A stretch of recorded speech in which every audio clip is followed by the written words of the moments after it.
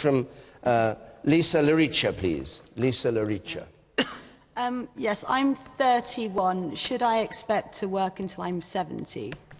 I'm 31. Should I expect... Well, we know that today the announcement was made you had to expect to work until you were 68 or 9 very soon. It'll probably be 70 and then 75, and goodness knows where we'll be. David Davis. Well, the truth of the matter is we're all going to have to work longer than our previous generations did, but I think, and in that respect, the government's right. It can't defy mathematics. We haven't got the money to pay for the length of retirement people would have had if we stayed at 65 or 60 in the case of ladies, women. The problem, however, I think in the policy we've got is that whereas everybody around this table, I would think, have no trouble working until they're 70, they live in relatively easy conditions and do a job which is not particularly manual. If I dug trenches for a living, or I was a nurse and lifted patients a lot, had a lot of physical activity, I think that's different. And I think we really have to think, as we extend the ages higher up, what sort of occupation do people have, what sort of health do they have, and address that. And we've got 20 years to do it. It's not something we have to think about very quickly. I think we should actually address the issue of not everybody retiring at the same age. People have very, very tough jobs, very, very hard physical jobs, should actually have a better crack at having a decent retirement than they currently do. Okay. Rachel Reeves. Well, a couple of years ago, the government tried to increase the state pension age for women in their mid-50s with just 6 years' notice, and I thought that was totally wrong because people need time to prepare for the future. And I think you need years' notice so that you can save more, so you can train, so you know how long you're going to be expected to be in the workforce. But I do think it's right, as people live longer, and we should massively celebrate that. It's a huge achievement, partly down to our National Health Service, that people are living longer and healthier lives. And so it's right that people work longer, because if they don't, they'll have a poorer retirement, because the money that you can save during working life won't be enough to support you during those years of retirement. But, you know, David is right that we need to change quite a few things if this is going to be a reality.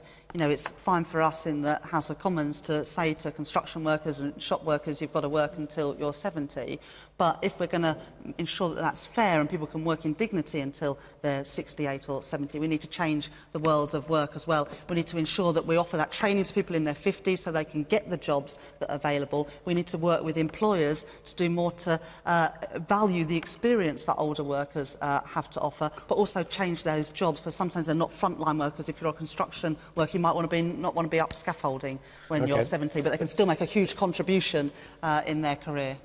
Lisa, are you alarmed at the prospect of working till you're 70 or more? I think it's not just the physically demanding jobs, but I'm a social worker, so I think as well jobs that, you know, also involve quite a lot of emotional stress. You do need to sort of be well equipped and to think about always delivering quality.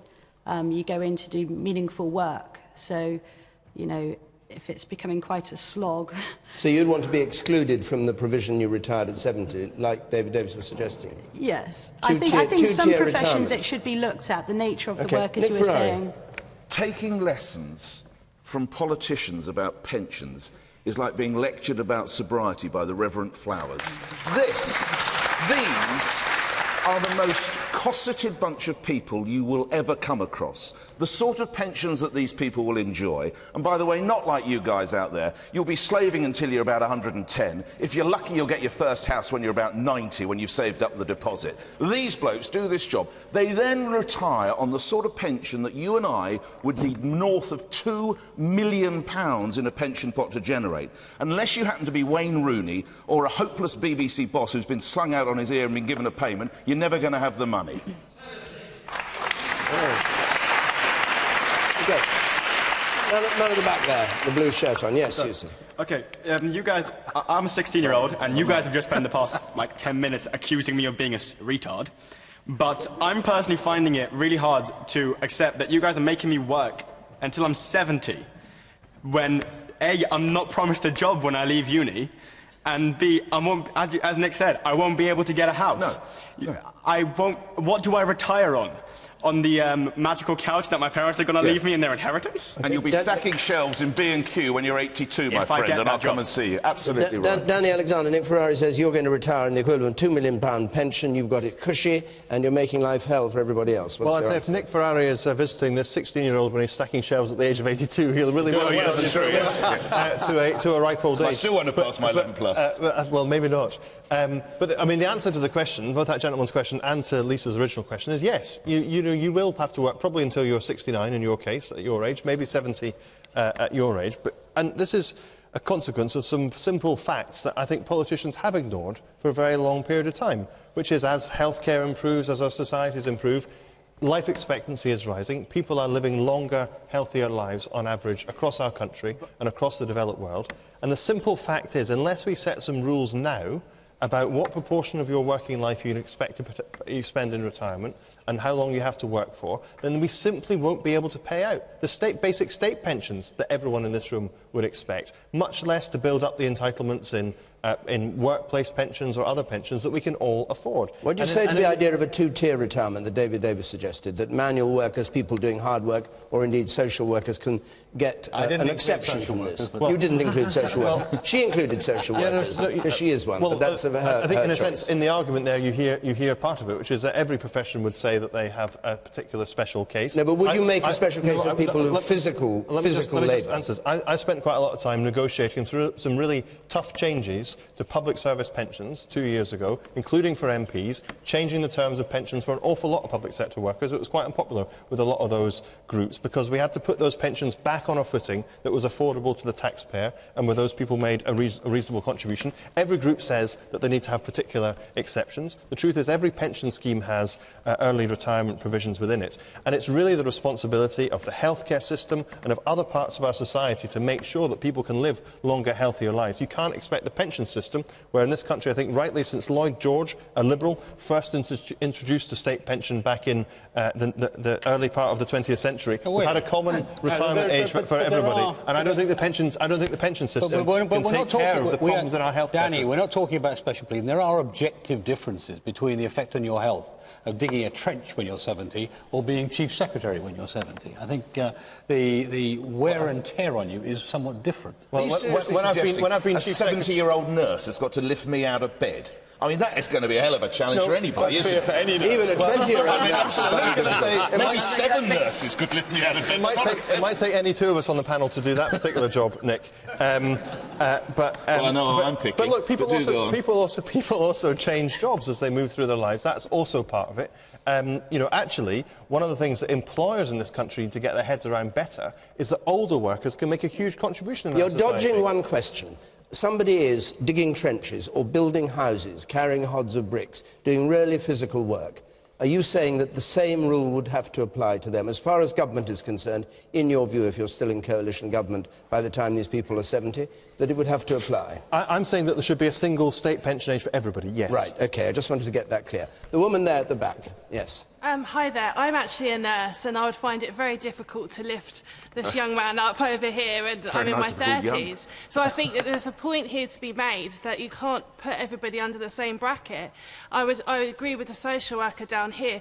Not only are they actually physically straining jobs, but they are actually mentally straining as well. And sometimes you can go home absolutely exhausted by what you've had to deal with that day. And I just think that you need to look at manual workers, nurses, professionals slightly differently.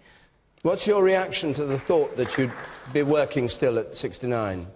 I just don't think that you're going to be able to provide quality care at that age. At the age of 69, I mean, I work in a medical admissions unit, which is sort of linked to an accident and emergency, so we take medical admissions in that are coming through A&E. I wouldn't be able to do that job at 68. What's your retirement age now meant to be?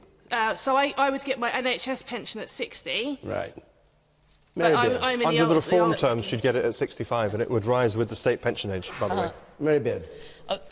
What I liked about Danny's contribution was that he was absolutely straight, that this is about cash, this is about saving money. Well, it's about making things affordable to the country. OK, I was giving you a compliment, don't Take it. and all I'm not used to that. I am not going to resist telling you that this has a history going back 2,000 years. And that exactly 2,000 years ago today, the Emperor Augustus could not afford to pay the pensions of the soldiers. So he postponed their retirement date. And what do you think the consequence was? My knowledge of classical history is not good enough to answer that question. A vast mutiny. So, you know, there are lessons to be learned here. But I think in general, I mean, the points that David and Rachel have been making are obviously right. This has to go along, whatever its, you know, basic financial driver, has to go along with rethinking some of the nature of work, of what a working career looks like. How can, you know if you've been spending your life as a fireman, you know, at what point do we think you want to stop?